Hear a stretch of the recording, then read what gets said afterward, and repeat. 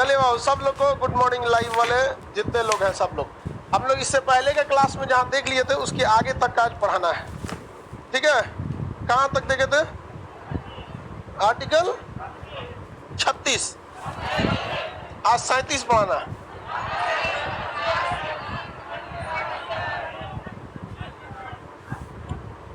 बाबू कहीं बैठ जाओ पीछे जाके। इसका हमको लगता है एक बार हम इसको पीटे थे कभी। हाँ, तुमको यहाँ बुल्ला के कभी पीटे थे जनवरी में। ये एक बार इससे सुना, इससे सवाल भी एक बार पूछे थे। अब इसका चेहरा याद है, हम कहीं कहीं देखे हैं कहीं। आर्टिकल 26 बताए थे। 25 और 26 में धार्मिक स्वतंत्रता थी। 25 में जो था वे अंतःकरण, कौन सा? अंतःकरण की स्वतंत्रता। किसकी स्वतंत्रता? अंतःकरण की स्वतंत्रता। मतलब आप किसी भी धर्म को कॉन्साइन कर सकते हैं। अंतःकरण का मतलब जैसे आपको अगर इस संविधान क्या कहता है कि आप किसी भी धर्म को अपनाइए, मतलब अंतःकरण की बात करता है। आपको अगर सिख धर्म ठीक लगता है तो जरूरी नहीं कि आप मार पूरा पगड़िए उड़िए बांध लीजिए। उनकी जो मूल भावनाएं हैं उसे भी आप मान सकते हैं। इस्लाम धर्म अच्छा लगता है तो आप उसको भी क्या कर सकते हैं, नमाज पढ़ सकते हैं या फिर रोजा वोजा रख सकते हैं। हिंदू धर्म अच्छा लगता है तो आप भी नवरात्रि में भूख सकते हैं, भले आप हिंदू धर्म के नहीं है। तो ये भी कहता है कि ज्यादातर कोशिश कीजिए कि उसकी मूल भावनाओं को क्या किया जाए, अपना लिया जाए। और किसी भी व्यक्ति को उसके धर्म पालन करने में कोई बाधा नहीं आनी चाहिए। जैसे पंडित जी लोग का चुरकी रखने की क्या होना चाहिए, स्वतंत्र। देहात में उसको टिक्की बोलते हैं, समझ आ गया कि नहीं आ गया? महिला मुस्लिम हिंदू महिलाओं को देखिएगा यहाँ से लेके सिंदूर लगाती हैं, क्या लिए कि मतलब उनके पति का उम्र बहुत लंबा रहे, ताकि जब तक जिए का दिमाग खाते रहे। उसका उम्र, अब बताओ, उसका दिमाग चाट के उसका उम्र घटाएगी या उसके बाद भगवान से कहेगी उम्र लंबा हो। भगवान भी कंफ्यूजन हो जाएगा, करना क्या है इसका।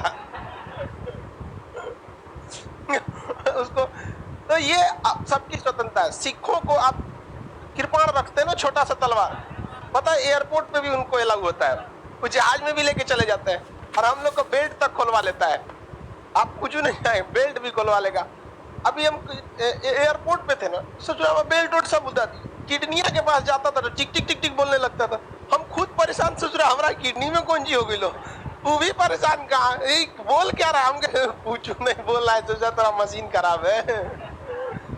टोकता किया फिर सही किया, सब जगह ठीक है, यहाँ जा रहा है ठीक ठीक ठीक ठीक बोल रहा था। तू शक कर रहा था। अब मास्क को कम लगाए थे चारों, पहचान में नहीं। उसको लगा कि कोनो क्रिमिनल टाइप का आदमी, कुछ खाओ क्या है क्या।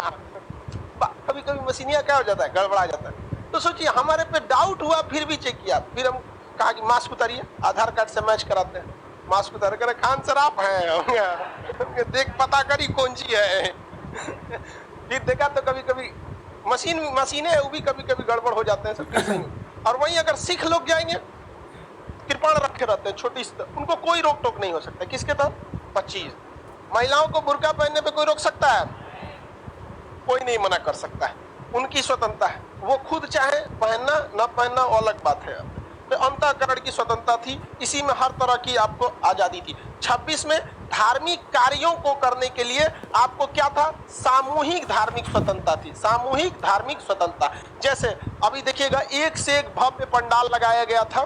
समझ में आया कि नहीं आ गया भाई? पंडाल में तो कभी, अभी तो कोरोना की वजह से कुछ 2-3 साल से त्योहार नॉर्मल चल रहा है, वरना एक को दुर्गा पूजा में ऐसा ऐसा पंडाल बना देता है कि देख के डर लगता है उलट मच जाए, और एकदम ऊंचा भयानक बना देता है। वो क्या है? कौन सी बोलता है? यहाँ पे एक बार ना 2018 की बात है या 17 की, इसमें गांधी मैदान में रावण दहन के समय भगदड़ हो गया था। कई लोगों की मृत्यु हो गई थी वहां पे भगदड़ की वजह से। तो धार्मिक कार्यों के लिए आपको क्या है, आपको आजादी है। गांधी मैदान में वहीं पे आप देखेंगे तो रावण का दहन होगा, वहीं ईद आएगा तो ईद की नमाज भी हो जाएगी। तो वो सब सामूहिक कार्य किसमें छोड़ेगा? 26 में। इसमें आप आर्टिकल 19(4) का हवाला मत देने लगिएगा कि हमारा चारों ओर घूमने की स्वतंत्रता। गांधी मैदान में पंडाल लगा के धैले है, कोनो कह देगा गांधी मैदान में नमाज पढ़ रहा है, तो सुप्रीम कोर्ट में जाएंगे ना तो सुप्रीम कोर्ट समझाएगा, देख बुआ तोरा चारों ओर घूमने की स्वतंत्रता है ना, तो इो है धार्मिक स्वतंत्रता, वो सामूहिक कार्य कर सकता है। और सामूहिक कार्य के लिए बड़े जगह की जरूरत होती है। जो गांधी मैदान में पंडाल लगा के रखा है दुर्गा पूजा के लिए, वो 365 दिन के लिए नहीं रखा है, उसका खत्म हो जाएगा, हटा देगा। और जो नमाज पढ़ रहा है वो दिन भर हुआ नमाज नहीं पढ़ेगा, खत्म हो जाएगा नमाज, अपने चल जाएगा सब समेट उमेट के। इसलिए ज्यादा नौटंकी नहीं कर सकते। और उसमें भी देखिएगा, चाहे पंडाल लगे, चाहे नमाज पढ़े या सिख लोग का भी, इन लोगों का भी व्यक्तिगत कर्तव्य होता है कि इमरजेंसी के लिए खुद व्यवस्था रखे। कभी एम्बुलेंस हो गया, कोई सीरियस फायर ब्रिगेड हो, रखे। और नहीं रखिएगा तो फिर आप खुद के लिए लॉस कर रहे हैं, तब वहां सुप्रीम कोर्ट कूद जाएगा वहां। तो यहाँ तक तो हम आप लोगों को समझा दिए थे, लाइव वाले आप सब लोगों को समझा दिए थे। आज डबल मीनिंग है सर इसका, ऊपर करो तो इसको कौन डबल मीनिंग लग रहा है?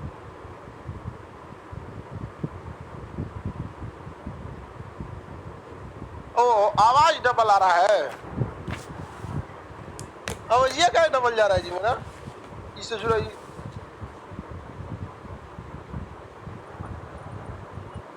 एसी बंद कर दिए, अब आवाज नहीं जाएगा। सब एसी आगे चला, इसको ठीक करो जी, इसको ये सब ये ठीक काम नहीं कर रहा, इसको लड़की सबकी ओर लगा दो।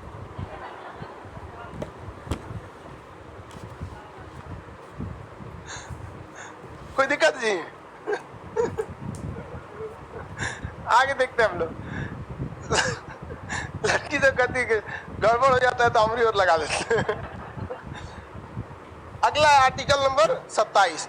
आर्टिकल 27 में क्या कहता है कि आर्टिकल 27 में कह रहा है कि कोई भी धन यदि धार्मिक कार्य के लिए रखा गया है तो उस पर टैक्स नहीं लगेगा। अगर कोई धार्मिक कार्य के लिए धन है, इसके लिए धार्मिक कार्य के लिए कोई भी अगर आप धन रखिएगा तो इस धन पर टैक्स नहीं लगेगा। इसका सबसे ज्यादा मिसयूज होता है, सबसे ज्यादा मिसयूज होता है इसका। धार्मिक कार्य के लिए रखे गए धन पर क्या नहीं लगेगा? टैक्स नहीं। अब क्या करता है लोग, एगो ट्रस्ट बना देता है। ट्रस्ट क्या है देखिए ध्यान से, 3 आदमी मिलकर कोई संस्था खोल देते हैं, ट्रस्ट हो जाता है। कम से कम 2 आदमी रहता है तो पब्लिक लिमिटेड हो जाता है। 2 से ज्यादा भी हो सकते हैं, लेकिन पब्लिक लिमिटेड बनाने के लिए कितना चाहिए? 2। ट्रस्ट के लिए, एनजीओ के लिए 7, किसी किसी कंडीशन में 9 है। कंपनी बना यहाँ पे तो इस टाइप का, तो क्या खोल देता है? ट्रस्ट खोल देगा। अब जैसे मान के चलिए हम ही हैं, हमको टैक्स देना पड़ता है 18% जीएसटी, 30% इनकम टैक्स, कभी कभी 2% सेस लगा देता है। वृद्धा महिलाओं के इस शिक्षा के, गंगा को साफ करने के लिए, वृद्ध शिक्षा के लिए कुछ लगा के सोचा टैक्स लगा के बढ़िया से जोड़ देता है हम लोग के ऊपर। तो बहुत लंबा खासा अच्छा खासा टैक्स स्लैब में हम लोग आ जाते हैं। तो अगर बचाना रहेगा तो एक तो क्या कर सकता है आदमी, एक ट्रस्ट खोल देगा कि हम एक ट्रस्ट खोलते हैं धार्मिक लोगों को धार्मिक शिक्षा देने के लिए, जहां पर गीता, कुरान, बाइबिल आदि ग्रंथ साहिब पढ़ाया जाएगा। ट्रस्ट खोल दिए। अब उस ट्रस्ट में जितना पैसे, अब उस ट्रस्ट में ये भी रख देंगे कि भाई उसी ट्रस्ट के तहत हम अपनी ये कोचिंग भी चला रहे हैं। तो जितना आप फीस देंगे एडमिशन में, तो वो क्या हो जाएगा कि यह संस्था किसके अंडर में चल रही है? धार्मिक ट्रस्ट के रूप में। यानी वो ट्रस्ट इस संस्था का भाग नहीं है, बल्कि संस्था किसका भाग है? ट्रस्ट का। अब आपका एडमिशन होगा किस ट्रस्ट में? तो खान ट्रस्ट। लो धार्मिक ट्रस्ट हो गया, उस पर टैक्स नहीं लगेगा। तो बहुत सारी चीजों में इसमें चोरी भी हो जाते हैं ट्रस्ट के। हालांकि अभी गवर्नमेंट इसमें काफी ज्यादा सख्त हो गई है इस मामले में कि धार्मिक धन रखे हैं तो उसका धार्मिक रूप में ही क्या होना चाहिए? खर्च होना चाहिए। लेकिन इतना होता है क्या, तो धार्मिक कार्य के लिए अगर आप धन रखेंगे तो उस पर टैक्स लगता है? नहीं लगता है। कोई भी टैक्स टाइप का उसमें व्यवस्था नहीं है। लेकिन वो क्या बनाना पड़ेगा? एक ट्रस्ट बनाना पड़ेगा। राम जन्मभूमि का जब मामला सुप्रीम कोर्ट ने वर्डिक्ट सुनाया था, तो सुप्रीम कोर्ट ने आदेश दिया था कि केंद्र सरकार क्या बनाए? ट्रस्ट बनाए। क्या बनाए? ट्रस्ट बनाए। और लोग पैसा किसमें दें? ट्रस्ट में। तो आपने पैसा किसको दिया था? ट्रस्ट दिया था कि नहीं दिया? लेकिन इस ट्रस्ट से पहले भी एगो ट्रस्ट था, उसमें भी करोड़ों रुपए जमा हुए थे। वो ट्रस्ट का पैसा, वो भी पैसा था। अब और ये जो नया वाला ट्रस्ट बना, इसमें तो हजारों करोड़, बहुत पैसा आ गया। राम जन्मभूमि के लिए पैसे की कोई दिक्कत नहीं आई थी। तो वो कैसा ट्रस्ट था? सरकारी ट्रस्ट बनाया गया था। तो सरकारी ट्रस्ट से पैसे निकालने के लिए आपको पूरा ऑडिट दिखाना पड़ेगा कि किस व्यक्ति ने पैसा दिया और इतना 100 करोड़ रुपया निकला तो किस काम के लिए निकला। तो वहां वो लोग दिखा लेंगे, लोग राम जन्मभूमि के लिए निर्माण के लिए, नींव खोदने के लिए इस कंपनी को इतना पैसा, पत्थर के लिए इतना, सीमेंट के लिए इतना, बालू के लिए इतना। अब यहाँ पे देखिए, ये तो रही बात, ये तो बड़ा ट्रस्ट है, इसमें कोई दिक्कत नहीं। इसमें केंद्र सरकार भी क्या है मतलब इन्वॉल्व है, वो काफी अच्छे से निगरानी करेगी। लेकिन मान के चलिए आप कहीं छोटा सा मंदिर या मस्जिद बनाना चाहते हैं, उसके लिए आपने ट्रस्ट बना लिया और जगह जगह से फंड देने लगे। आपका पैसा कहाँ चला गया? ट्रस्ट में। उस पर टैक्स लगेगा नहीं। अब क्या कर सकते हैं आप? मान के चलिए छड़ आया है 2 लाख का, आप अपने यहाँ बिल दिखा दीजिए 10 लाख का छड़ आया। और छड़ कितना का आया? ट्रस्ट से पैसा कितना निकलेगा? 10 लाख। छड़ वाले को कितना जाएगा? जेब में कितना जाएगा? हो गया। यही ना होता है। समझ में आएगी नहीं आ गया? तो ये जरूरी देखना है कि जरूरत के हिसाब से खर्च हो रहा है कि नहीं हो रहा है, इसका मिसयूज नहीं होना चाहिए। सोनू सूद का कहना था कि हम जल्दबाजी में पैसा खर्चा करेंगे तो मिसयूज हो जाएगा, इसलिए हम पैसे को आराम से खर्च करेंगे। इनकम टैक्स का कहना है कि तू खर्चा क्या नहीं किया। समझ में आएगी नहीं आ गया? तो अलग मैटर रहता है यहाँ पे। तो सोच समझ के भी क्या करना है, ट्रस्ट में पैसे भी लगाने होते हैं। किसी को कोई दिक्कत नहीं है? आगे बढ़ जाए। लाइव वाले आप लोग को पूरा समझ में आ रहा है? सर पूजा पंडाल बनाने के लिए सरकार पैसे देती है क्या? नहीं। देखिए, धार्मिक कार्य के लिए सरकार कभी भी इन्वॉल्व नहीं होगी, लेकिन डेकोरेशन के लिए, धार्मिक कार्य की उस सब के लिए वो दे सकती है पैसे। जैसे आपका सिख धर्म का त्योहार हुआ था पटना में, बहुत साफ सफाई हुआ था। नमाज पढ़ने के लिए होगा, ईद उद के साइड में पूरा चूना उना छिड़का जाएगा। छठ का त्योहार आएगा, पूरे घाट को साफ कर दिया जाएगा, लाइट बत्ती लगा दिया जाएगा ताकि रात में लोग आए तो दिक्कत ना हो। लेकिन अंदर घाट पे कौन सी पूजा हो रहा है, कौन सी नहीं हो रहा है, ये सब सरकार नहीं कर सकती। समझ में आ गया कि नहीं? 27 में क्या कहा? धार्मिक कार्यों के लिए रखा धन पर टैक्स नहीं लगे। क्या सरकार धार्मिक कार्य में इन्वॉल्व होगी? लेकिन पूजा पाठ बड़ा होगा, जैसे दुर्गा पूजा हो गया, दीपावली हो गया, तो सरकार सड़कों को सजा सकती है कि नहीं? क्योंकि सरकार की ही संपत्ति क्या है? सड़क है। उस पर चुनना उना छिड़कवा सकती है, लाइट बत्ती लगा देगी। वो इसलिए लगाती है कि आने वाले लोगों को तकलीफ ना हो, वहां पे पूरा मेंटेन कर सकते। समझ में आ रहा है कि नहीं आ रहा है? किसी को कोई दिक्कत है? आगे बढ़ जाए। सबके सारे लोगों के त्योहार में होता है भाई। अब उतना दीपावली वगैरह सबके सारे धर्मों के त्योहार में, अब डिपेंड करता है उस धर्म में मेन क्या। अब जैसे ईद में कोनो पटाखा उठाखा छोड़ना है नहीं, जाइए चुपचाप साफ सफाई आपके बिना कहने। हर राज्यों की सरकार अपने अपने जहाँ पे मेन जमा मस्जिद होगा, या जैसे पटना में गांधी मैदान अपने पैसा से साफ कराती है सरकार। पैसा बिहार सरकार अपने पैसा से गांधी मैदान साफ कराती है। अब पूरा चुना उना छिड़क के हर गेट में पुलिस उलिस तैनात रहता है, सब पूरा बंदूक लेके। कौन चीज लगता है? नमाज पढ़ लिए चल जाइए, साफ उफ करके हटा देता है। सरकार धार्मिक चीज में इन्वॉल्व नहीं होती। 28 में भी कहा है कि जिन संस्था में, सरकारी संस्था जो होती है, कौन सा सरकारी संस्था, संस्था मतलब समझते हैं ना? संस्था कैसे लिखाता है जी? ठीक है गया? सरकारी, ठीक है, सरकारी संस्था जो होते हैं, यानी जो सरकारी धन से चल रहे हैं, तो सरकारी संस्था में किसी भी प्रकार का धार्मिक शिक्षा नहीं दे सकते। यही सबसे बड़ा थोड़ा सा लोगों को कंफ्यूजन हो जाता है। आर्टिकल 28 में कह रहा है कि सरकारी धन से चलने वाले, किसी को कोई दिक्कत नहीं है? सर रुको, तो इसको क्या पूछा और करो। सर राम जन्मभूमि में पूजा करने के लिए मोदी जी गए थे, तो क्या वो धार्मिक कार्य नहीं है? बाबू, मोदी जी अपना व्यक्तिगत रूप से गए थे। नरेंद्र मोदी प्रधानमंत्री के साथ साथ एक इंसान भी है। आप उनके प्रधानमंत्री के साथ साथ इंसान वाला कमवा नहीं ना छीन लेंगे। समझ में आ गया कि नहीं आ गया? वो व्यक्तिगत रूप से गए थे। अब आप कहेंगे कि अपने मम्मी से मिलने काहे गए थे, घरे काहे गए थे? तो प्रधानमंत्री के साथ साथ वो इंसान क्या चीज है? इंसान भी है वो। तो वो पूजा करने गए थे। तो आप उन्हें इस चीज से रोक सकते हैं कि जब आप प्रधानमंत्री के कार्यालय में बैठे हैं, वहां से धार्मिक कार्य नहीं कर सकते। उसके अलावे आप अपने धर्म को मान सकते हैं। तो धर्म को मानने के नाते वो राम जन्मभूमि में गए थे। योगी आदित्यनाथ भी गए थे और वो पैसा भी दिए थे, 6 लाख रुपया। 9 लाख 6 लाख नहीं, 9 लाख रुपया। 9 लाख रुपया वो सरकारी धन से नहीं दिए थे, बल्कि मुख्यमंत्री होने के नाते उन्हें एमएलए की कुर्सी पे बैठना पड़ता है। विधायक के नाते जो उनको सैलरी मिल रही थी, वह सैलरी उनके व्यक्तिगत अकाउंट में जा रही थी, तो वो उससे पैसे दिए थे। समझ में आया कि नहीं गया? सरकारी धन से दे ले। संविधान बहुत तगड़ा है भाई, यहाँ पे नहीं कोई भी रख सकते भाई। अब जैसे वो राम जन्मभूमि में गए, उनमें भी वो व्यक्तिगत मामला है। वो वैसे ही नमाज पढ़ने जा सकते हैं, उनका व्यक्तिगत मामला है। जाते ही हैं, सब लोग जाते हैं। सिख लोग अपना गुरुद्वारा में जा सकते हैं, गुड नाइट ऐसे करके। ईसाई लोग अपना जा सकते हैं, कोई नहीं रोक सकता है। ईसाई लोग एकदम मॉडर्न होता है। ईसाई लोग का बहुत मतलब सबसे मॉडर्न वही लोग है, एकदम मॉडर्न। आगे बढ़ते हैं, किसी को कोई दिक्कत नहीं? हाँ 9 लाख दिए था, दिमाग से थोड़ा सा उतर। 6 9 यार, हम इतना ही कोई जीएस का चीज थोड़े है। उस करंट में आदमी एक बार देखा 9 लाख की 6 लाख, एकदम कह रहा नहीं सर जी 9 लाख कैसे, 9 6 लाख नहीं 9 लाख। सरकारी धन से चलने वाले संस्था में कभी धार्मिक शिक्षा दे सकते हैं? यहाँ दो चीज का कंट्रोल, मतलब बहुत ज्यादा कंफ्लिक्ट हो जाता है कि मदरसा में तब काहे सरकार पैसा देती है, इसमें सबसे ज्यादा हो जाता है। और स्कूलों में संस्कृत क्यों पढ़ाया जाता है, आप देखे होंगे आप, जबकि आप इसमें तो ध्यान से समझिएगा, धार्मिक शिक्षा अलग होती है और भाषा अलग होती है। मदरसे में आपको धार्मिक शिक्षा नहीं दिया जा सकता, वहां भाषा पढ़ाई जाती है। कौन सी भाषा? तो उर्दू पढ़िए, अरबी पढ़िए।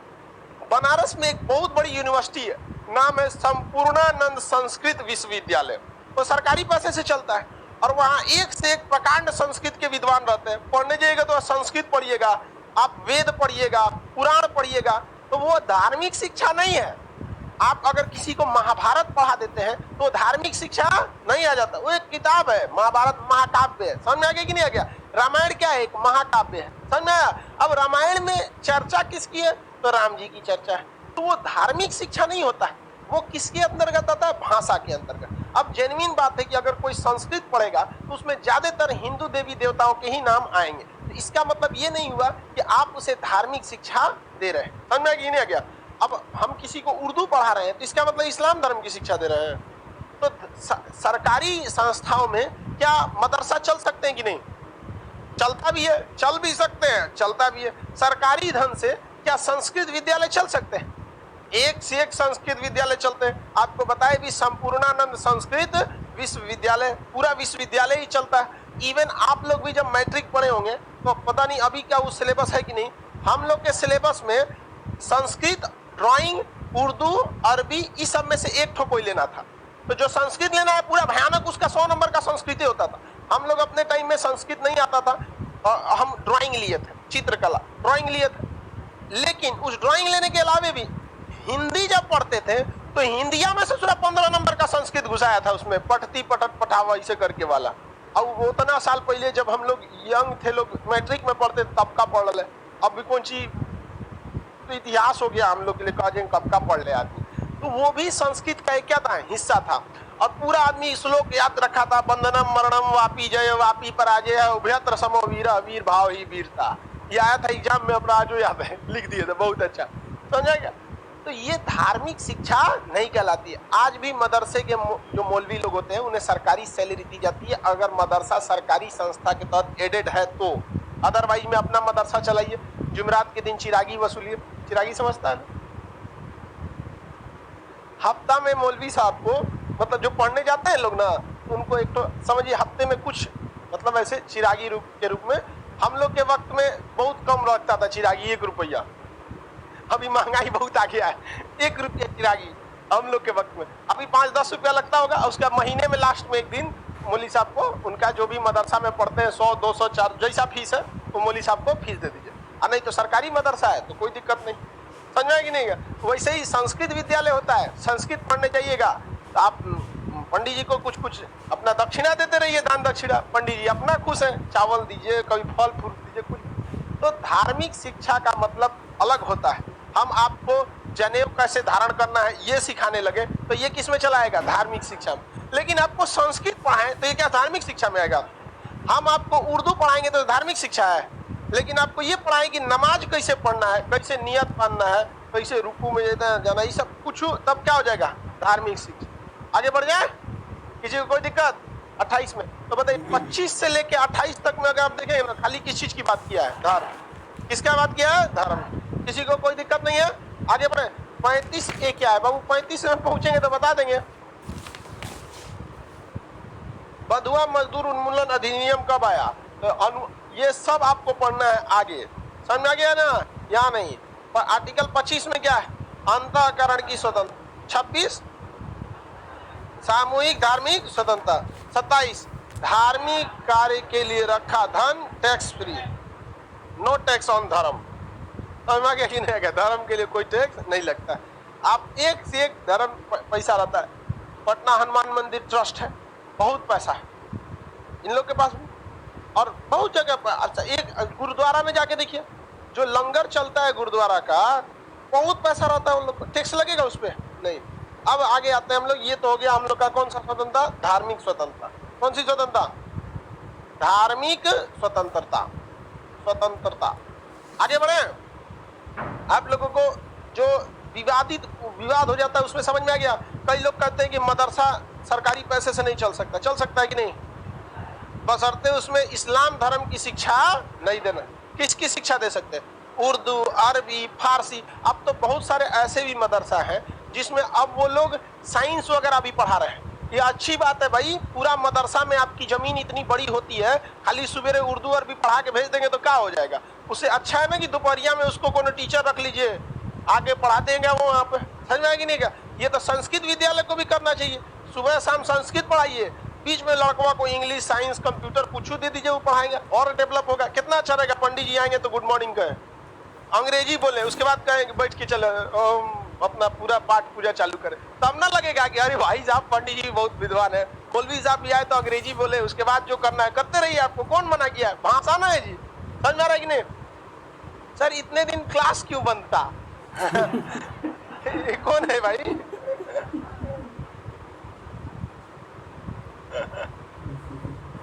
क्या नाम है जी इसका?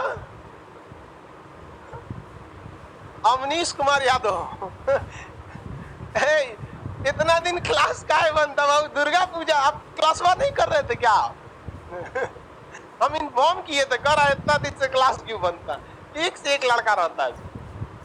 आगे बढ़ जाए। धार्मिक स्वतंत्रता में किसी को कोई दिक्कत है? दो चीजों को हमेशा संस्कृत, सरकारी विद्यालय में संस्कृत पढ़ाया जा सकता है। हाँ पढ़ाया जा सकता है। समझ में आ गया कि नहीं आ गया? किसी को कोई दिक्कत नहीं। एक चीज और आता है, देखिए ध्यान से, वो आर्टिकल 29 में आएगा, शिक्षा एवं संस्कृति का अधिकार। वहां भी कंफ्यूज हो जाएगा। तीन चीज के हमेशा आप कंफ्यूजन में रहेंगे। कहाँ पे कहेगा? कोई कहेगा कि सड़क पे नमाज नहीं हो सकता है, या पंडाल नहीं हो सकता है, या कोई धर्म, किसी दूसरे धर्म का पर्व हो सकता है। किसके तहत? 26। बताइए, जो बड़े बड़े पंडाल बनेंगे किसके तहत? परमानेंट बना सकते हैं ना। पूजा पाठ खत्म, निकलिए यहाँ से। अब एक दो दिन में समेट लीजिए यहाँ पर। अब वैसे भी लोग एक दो दिन में समेट लेते हैं। जो सड़क पे नमाज पढ़ते हैं लोग, नमाज खत्म, निकलिए यहाँ पे, यहाँ बैठ मत जाइएगा। लेकिन इन दोनों की जिम्मेदारी बनती है कि पब्लिक को दिक्कत ना आए। वहां से इनका काम है, वरना पब्लिक को दिक्कत आ गया ना तो इनका नमाज भी हटा देगा और उनका पंडाल भी हटा देगा। सुप्रीम कोर्ट कुछ नहीं सुनता है यहाँ पर। दूसरा विवादित यहाँ पे होता है कि कुछ लोग कहेंगे सरकारी स्कूल में तब संस्कृत क्यों पढ़ा रहे हैं, अरबी क्यों पढ़ा रहे हैं? उन घोचुओं को कहिए कि धर्म नहीं सिखा रहे हैं। क्या सिखा रहे हैं? भाषा से। हाँ क्या सिखा रहे हैं? भाषा सिखा रहे हैं। भाषा अच्छी चीज है, आपको हर भाषा क्या होनी चाहिए? आनी चाहिए। आगे बढ़ते हैं आर्टिकल 29 की ओर। इसके तहत आर्टिकल 29, इसमें क्या चीज है भाई? शिक्षा एवं संस्कृति का अधिकार। किसका अधिकार? शिक्षा एवं संस्कृति का अधिकार। किसके लिए? अल्पसंख्यकों के लिए। यहाँ कहा गया है कि अल्पसंख्यक है, अल्पसंख्यक, अल्पसंख्यकों के लिए किसका अधिकार? शिक्षा और संस्कृति का अधिकार। शिक्षा और संस्कृति। शिक्षा को कहते हैं एजुकेशन और संस्कृति को कहते हैं कल्चर। तो किसी भी अल्पसंख्यक को उसके एजुकेशन और कल्चर दोनों को संरक्षण देने का क्या है? अधिकार है। इसमें सारे लोगों की बात नहीं कहा है। किसकी बात कहा है? अल्पसंख्यक। अब भारत में अल्पसंख्यक आप बताएंगे जाति के आधार पर होता है या धर्म के आधार पर है? ब्राह्मण जाति अल्पसंख्यक है? अल्पसंख्यक धर्म के आधार पर होता है। अल्पसंख्यक किस आधार पर होता है? धर्म के। जाति के आधार पर अल्पसंख्यक नहीं होगा, धर्म के आधार पर। पूर्वोत्तर राज्य में हिंदू धर्म भी क्या हो चुका है? अल्पसंख्यक। वहां ज्यादा कौन हो चुके हैं? ईसाई। क्योंकि बहुत ज्यादा भेदभाव होने लगा था, तुम छोट जात का है तो हाँ वहां पे हम तोरे यहाँ पानी नहीं पी सकता है, पानी पिएगा तो गिलास मांज देगा। वो बेचारा भेदभाव देखने लगा। इसमें ईसाई लोगों ने कहा कि देखो हमारे यहाँ एक नंबर, तुम ईसाई धर्म अपना लो, टाई लगा के बढ़िया डाइनिंग टेबल पे बैठोगे, कांटा वाला चम्मच है, चम्मच खाओ, एक नंबर। यहाँ पे वो भी देखा कि एक नंबर है, वो हमारा खटिया पे बैठने नहीं देता, यहाँ डाइनिंग टेबल पे टाई लगा के बैठे। ये हो गया वो डिसूजा, तुरंत ईसाई धर्म अपना लिया। तो धर्म के आधार पर क्या दिया जाता है? अल्पसंख्यक। तो हिंदुस्तान में अलग अलग जगह पे अलग अलग धर्म क्या है? अल्पसंख्यक है। बट ओवरऑल पूरे हिंदुस्तान में हिंदू धर्म अल्पसंख्यक में नहीं है, लेकिन पूर्वोत्तर राज्यों में भी क्या है? अल्पसंख्यक है। भारत में इस्लाम धर्म, जैन धर्म, ये क्या है? अल्पसंख्यक। लेकिन जब भी अल्पसंख्यक की बात होती है सबसे पहले कौन आगे आ जाता है? मुसलमान लोग। लेकिन इस्लाम धर्म को सोचना चाहिए कि वो सबसे बड़े अल्पसंख्यक समुदाय में आते हैं, सबसे बड़े अल्पसंख्यक। सबसे छोटे अल्पसंख्यक में पारसी जैन आते हैं, उनको कोई देखें पारसी जैन, तो सारे लोगों के बारे में एक साथ बात किया अल्पसंख्यकों के बारे में। जहां पर हिंदू अल्पसंख्यक है वहां भी ये नियम लगेगा कि नहीं? हाँ लगेगा। और जहां जो है कहा गया है कि वो अपनी शिक्षा दे सकते हैं, अपनी शिक्षा को ग्रहण कर सकते हैं और अपनी संस्कृति को भी क्या कर सकते हैं, बचा सकते हैं, अपनी संस्कृति को बचा सकते हैं। यानी अगर मान के चलिए कि कोई जैन बौद्ध धर्म वाला है और वो पाली भाषा सीखना चाहता है, महात्मा बुद्ध ने किस भाषा में उपदेश दिया? तो विश्वविद्यालयों में पाली भाषा का भी क्या रखा जाएगा, प्रावधान रखा जाएगा। और अगर वो अपनी संस्कृति को बचा के रखना चाहता है, जैसे बौद्ध धर्म वाला जो धार्मिक ड्रेस होता है, अगर वो पहन के क्लास में आना चाहता है, आप उसे नहीं रोक सकते, क्योंकि वह उसकी संस्कृति है। क्या है? संस्कृति है। आप उसकी संस्कृति को नहीं रोक सकते। अगर कोई मौलवी साहब है, आप टोपी पहनते हैं नमाज पढ़ने के लिए, तो वो उसको 25 के तहत क्या है, स्वतंत्रता है। लेकिन अगर कोई मुस्लिम लड़का टोपी पहनकर इस क्लास में पढ़ने आता है, तो क्या उसे हम रोक सकते हैं? आर्टिकल 29 में कहा है कि अल्पसंख्यकों को शिक्षा का भी अधिकार है, अतः हम उसे पढ़ने से नहीं रोक सकते। और उसके संस्कृति का भी अधिकार है, कल्चर का भी। वो जैसा भी टोपी पहन के आए, पहन के आए, कोई दिक्कत नहीं है। पूरा सऊदी अरब वाला वो पहन ले तो समझना क्या कि नहीं? अल जब्बार बिन अल खब्बीस ऐसे करके जो पहनना है क्या कर सकता है, पहन सकता है, रोक सकते हैं नहीं। आप पे कोई पंडित जी पढ़ने आ जाए, मार त्रिफला टीका लगा ले, ईजा ले, पूरा एकदम सावन में भांग पी के चला है, हम रोक सकते हैं नहीं।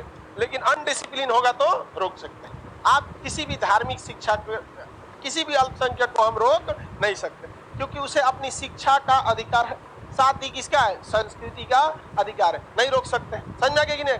अगर कोई जैन धर्म वाला आया पढ़ने के लिए, तो उसको हम रोक सकते हैं नहीं। श्वेतांबर आएगा, सफेद कपड़ा पहन के आएगा, रोक सकते हैं? दिगंबर अगर उघारे चलाया, उसको भी नहीं रोक सकते, नहीं रोक सकते हैं हम। किसमें लिखा है? आर्टिकल 29 में। और सुप्रीम कोर्ट चल जाएगा, हमको अलग व्यवस्था रखना पड़ेगा, लेकिन एजुकेशन के लिए उसे नहीं रोक सकते। समझ में आ गया कि नहीं आ गया? कभी भी हम उसे नहीं रोक सकते, किसी को कोई दिक्कत नहीं, रोक जा सकते। बोलो, तेज बोलो। हाँ, स्कूल में जो ड्रेस होता है उसकी बात देखिए, इनका बात कहा गया सर, स्कूल में ड्रेस होता है। स्कूल में ड्रेस जो बनाया गया है वो जानबूझकर आपको समानता के अधिकार के तहत बनाया गया है, क्योंकि स्कूल में गरीब लड़का भी आएगा, अमीर भी आएगा। अगर छूट दीजिएगा अपने पसंद से पहनने के लिए, तो एक से एक अमीर लड़का पहन के आएगा। समझ में आएगा कि नहीं आएगा? लड़कियों को छूट दे देंगे पहनने के लिए, तो तब तो स्कूल में पढ़ाई हो चुका। अरे बाप रे, वो दुकान एक से एक पहन के चलाएगी सब वहां पे। अब तुम लोग को पता ही नहीं है उस सब का अत्याचार। अगर स्कूल में छूट दे देते कि लड़की ड्रेस के जगह, स्कूल ड्रेस की जगह जो मन पहने, तो लंच से पहले दूसर पहनती और लंच के बाद दूसर पहनती। समझ में आ गया कि नहीं आ गया? इसलिए स्कूल में ड्रेस बनाया गया कि हिंदू, मुस्लिम, अमीर, गरीब, सिख, ईसाई सब एक जैसा लगे। समझ में आ गया कि नहीं आ गया? तो वो समानता रखने के लिए बनाया गया, और वहां आपको उसका रूल फॉलो करना पड़ेगा। किसी को कोई दिक्कत? वहां आप रूल फॉलो नहीं, वहां आप रूल को नहीं तोड़ सकते, किसी को कोई दिक्कत नहीं है। आगे बढ़े। अल्पसंख्यक जिसकी संख्या किससे कम होती है, 10% से अधिक कम रहती है, उन्हें माइनॉरिटी या अल्पसंख्यक कहा जाता है। माइनॉरिटी या अल्पसंख्यक कहा जाता है। समझ में आ रहा है कि नहीं आ रहा? आप समझ में आ गया ड्रेस क्यों रखा जाता है? नेताओं को कुर्ता, ये उनका ड्रेस है। अमीर हो तब वो सबसे सफेद रंग का कुर्ता, गरीब हो तब वो सफेद रंग का कुर्ता। कुर्तों में पता नहीं चलता है कितना का होगा। समझ में यही नहीं आ गया? एक तो आदमी उसको गिफ्ट दिया गया था, तो हरे रंग के उसमें पैक करके दे दिया। तो कहा कि हरा रंग तो पाकिस्तान का है। अरे वाले यार, पाकिस्तान को जो हमारे भारत के झंडा में नहीं है, इसको फाड़ दो। तो पैकिंग हो हरा रंग के प्लास्टिक में तो फाड़ दिया, और उसके 5 मिनट बाद अमित शाह हरा रंग का कुर्ता पहन के गए। हम कहीं नो मत फाड़ते। अरे भाई, कोई ठीक है ओकरा? तब ऐसा ऐसा लोग को अगर रहेंगे तो पता चला गांव में लाएंगे तो हरा हरा खेत है, ये पाकिस्तान का खेत है, पाकिस्तान का खेत है, ये कचार दो ले अजय वाला कलशवा तोड़ देता है ये नहीं जा जाएगा। ये खान सर को देखो हरा रंग के स्क्रीन पे हरा रंग का फोड़ दो इसको एक से एक ऐसा सोचा। इन लोग को ज्यादा मतलब वो क्या चाहते हैं, आपका अट्रैक्शन चाहते हैं और आप उन पर ध्यान दे देंगे, यही सबसे बड़ा क्या हो जाता है, गलती हो जाता है। लेकिन अमित शाह को कुछ नहीं किया, ठीक हुआ ना, तो फाड़ देता आदमी आगे बढ़ते हैं, किसी को कोई दिक्कत नहीं। सर कोचिंग में भी ड्रेस होना चाहिए बाबू, यहाँ वैसे भी अमीर गरीब कोई यहाँ भेदभाव नहीं होता है, यहाँ नीचे भी जमीन पे बैठ के पढ़ता है, चाहे कितनों अमीर रहे चाहे कितनों गरीब रहे। तो ये इसमें कहा गया कि हम किसी को भी उसके संस्कृति शिक्षा पे रोक लगा सकते हैं। अगर कोई मुस्लिम कहे कि हमें हाफिज बनना है, पूरा कुरान याद होता है हाफिज को, समझना कि उसको हाफिज बनना है, तो विद्यालय में उसको क्या करना पड़ेगा, अरबी पढ़ाना पड़ेगा। और जो अरबी पढ़ते हैं लोग मदरसा में ना बोल बोल के पढ़ता है, खूब हल्ला करके हिल हिल के एकदम अली बे ते से जी में पूरा बोल बोल के एकदम।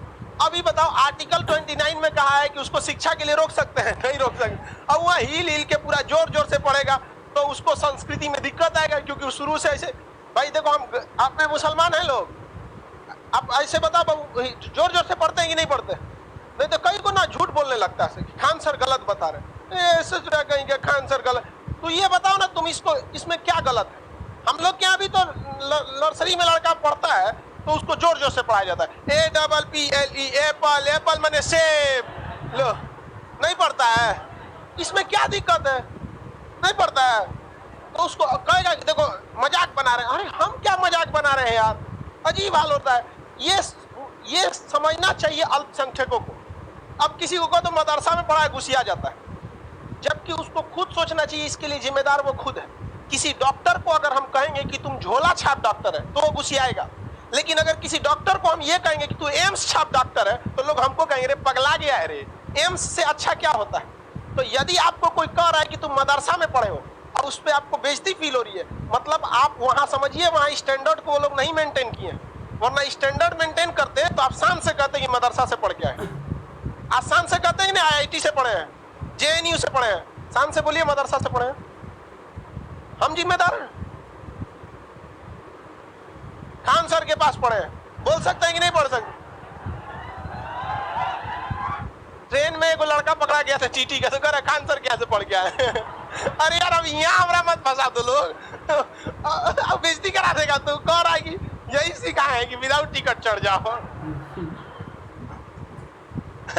तो कई लोग देखो बात समझो, कई लोग हमारा इस पे क्या करने लगते हैं, मैं कह देते आप देखो भाई स्टैंडर्ड आप नहीं फॉलो किए हैं, वरना आज वो लोग शान से कहते हैं, IIT को शान से कहते हैं कि नहीं। जरा कह के दिखाइए किसी इंजीनियर को IIT छाप है, लोग आपको पागल कहीं रे पगला कहीं का, IIT में जाने के लिए लोग तरसते हैं, तुम IIT छाप कर। तो मदरसा वाले भी पढ़ाई आप यूनिवर्सिटी में दे सकते हैं, आप रोक सकते हैं नहीं, लेकिन ओकरा खुदे दिक्कत होने लगेगा, वो पढ़ेगा बाकी सब देखेंगे कौन सी पढ़ते रे। अब कोई जैन धर्म वाला आएगा दिगंबर बिना वस्त्र का, आपको थोड़ा सा ऑकवर्ड सा फील होगा यार, उसको खुदे अजीब लगेगा यार, यहाँ पे वो वाला माहौल नहीं है। यहाँ अब हमें यहाँ कोई आ जाएगा धार्मिक व्यक्ति वाला तो भड़क जाता है, किसी भी धर्म का रहेगा। पहली बात हम दो चीज को सबसे साइड में रखते हैं, इमोशन एंड धर्म साइड में रखो, ये ससुरा सबसे बड़का बाधा है, डिस्क ब्रेक है। इमोशन धर्म साइड फेंकिए, पढ़ना जो है पढ़िए, खत्म कहानी। यहाँ पे बुढ़ापे में अच्छा से धर्म और फॉलो कीजिएगा, भगवान से भी कह दीजिएगा, पेट ना भर तो समझा गया कि नहीं, आराम से धर्म और मालिए, चिल्ला उल्ला मत कीजिए, एकदम हल्ला करे हमारा धर्म, साइड रखिए। कहेंगे लोग कि भाई हम गलत, देखिए रियलिटी को समझिए। धार्मिक शिक्षा वगैरह इसमें जैसे हमारे ही कोचिंग में देखिए, क्या अल्पसंख्यकों को यहाँ आने से रोका गया है, उसकी शिक्षा को रोका गया है, उसकी संस्कृति को नहीं। लेकिन अगर कोई अपनी संस्कृति फॉलो करने लगेगा तो उसको खुद अजीब सा लगने लगेगा कि बाकी सारे लड़के कैसे हैं, एक समान है, और वो थोड़ा सा अलग दिखेगा। तो संविधान कहता है कि अगर अल्पसंख्यकों को दिक्कत होता है बहुसंख्यकों के बीच में पढ़ने में, तो वो क्या कर सकता है, अपना संस्था खोल सकता है। क्या खोल सकता है, अपना संस्था। अपना संस्था खोल सकता है कि नहीं खोल सकता संस्था। तो मुस्लिम लोग अपना संस्था के रूप में क्या खोल लिए, मदरसा। क्या खोल लिए, मदरसा। लेकिन जो यूनिवर्सिटी में मुस्लिम पढ़ने गए हैं या कॉलेज में जो पढ़ने गए हैं, उनमें भी थोड़ा बहुत उर्दू पढ़ाना है तो वो किस में आएगा? सरकारी धन। देखिए सरकारी संस्था में धार्मिक शिक्षा नहीं दिया, लेकिन भाषा तो दे सकते हैं ना। मैट्रिक में आप उर्दू ले सकते हैं कि नहीं ले सकते? कितने लोग इसमें उर्दू लिया था? बढ़िया है, 2-4 लोग आप लोग लिए थे, अच्छी बात है। आप में संस्कृत कितने लोग लिए थे? बहुते लिया था जी संस्कृत। आप क्या ले सकते हैं? संस्कृत ले सकते हैं। चित्रकला कितने लोगों ने लिया था? तो भाई बहुत कम लिए थे लोग। हम लोग के यहाँ संस्कृत बड़ी टफ लगता था, हमारा हिंदी नहीं लिखा पाता है, संस्कृत कौन सी लिखेंगे? हमने क्या लिया था? चित्रकला, ड्राइंग लिए थे। तो यहाँ पर आपको उसको टेम्पोररी पढ़ाना है। धर्म के बारे में क्या बताना है? टेम्पोररी। आप संस्कृत लीजिए या नहीं लीजिए, हिंदी के एक हिस्सा में थोड़ा सा क्या आ जाता है? संस्कृत आ जाता है। अब बताइए, किसी भी अल्पसंख्यकों को विद्यालय में एडमिशन से रोक सकते हैं? हाँ, नहीं रोक सकते। लेकिन अगर उस अल्पसंख्यक को दिक्कत आता है तो अपनी संस्था खोल सकता है कि नहीं खोल? इस संस्था को बिहार बोर्ड, यूपी बोर्ड या सीबीएसई बोर्ड, आईसीएसई बोर्ड मान्यता देगी कि नहीं देगी? देगी, उसको देना पड़ेगा। इसके टीचरों को सरकार जिस तरह अपने यूनिवर्सिटी के टीचरों को सैलरी देती है, इसे देगी कि नहीं देगी? देना पड़ेगा। संपूर्णानंद संस्कृत विद्यालय में टीचरों को क्या दिया जाता है? सैलरी। आप देखिएगा बहुत सारे उर्दू सर, आप लोग में कितने कोई है जो सरकारी मदरसा में पढ़ा है जो उसको मौलवी साहब को सैलरी मिलता था?